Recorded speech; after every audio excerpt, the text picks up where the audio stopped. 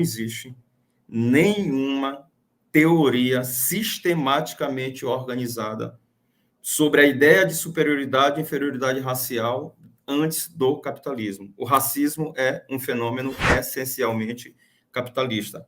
O Eric Williams, ele fala o seguinte, não foi o racismo que criou a escravidão, foi a escravidão que criou o racismo. Eu diria o seguinte, que de fato não foi o racismo que criou a escravidão, mas quem criou o racismo nem foi de fato a escravidão, foi o capitalismo. Porque a acumulação, a escravidão, ela estava a serviço da acumulação de capital na Europa. Então, foi uma teoria elaborada pela burguesia, num primeiro momento, de maneira mais culturalista, com base em passagens bíblicas, e já ali no século XIX, na época de desenvolvimento do capitalismo, passa a ganhar um conteúdo supostamente científico, pseudocientífico aí. Tanto é que a relação dela com o imperialismo é tão presente que os dois principais teóricos ali da segunda metade do século XIX é o Gobineau, que é um francês, e o Knox, que é um inglês, que eram justamente as duas principais potências imperialistas da época, que era a Inglaterra e a França, né? Então, ele tem esse fenômeno. Por que é importante a gente compreender isso? Porque o capitalismo, ele não só produz mercadorias, mas ele produz e reproduz cotidianamente o racismo.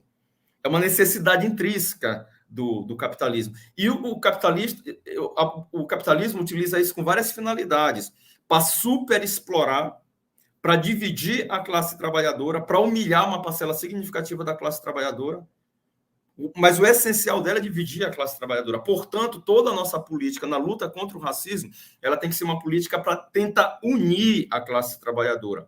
Por isso que é incorreto essa posição de quem acha que o problema do racismo é um problema estrutural do homem branco. Ele é uma construção.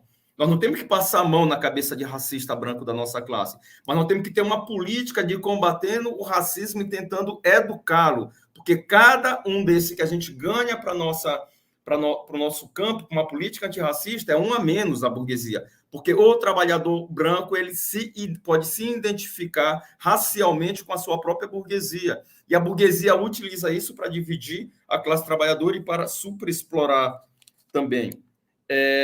Na nossa opinião, é uma demanda democrática, mas na época imperialista, a burguesia começa a atacar. A mesma burguesia que fez revolução, se apoiando em bandeiras democráticas, por exemplo, dos direitos humanos, é a mesma que começa a atacar essas bandeiras democráticas, sobretudo depois que ela entra na fase imperialista. Se a burguesia não consegue mais atender a essas demandas de maneira plena, só tem uma classe que pode fazer isso, que é o proletariado. Portanto, a luta contra as opressões, elas têm que ser uma bandeira que tem que estar à frente. O proletariado, ela tem que estar combinada com a luta pelo socialismo. Por quê? Porque se não é possível você realizar ela por dentro da democracia burguesa, tem que ter um outro tipo de regime. E que tipo de regime é esse? Na nossa opinião, a democracia operária. É o Estado operário, que, em outras palavras, significa ditadura do proletariado. E nós só podemos conseguir isso combinando essa luta mais específica com a luta pela tomada do poder.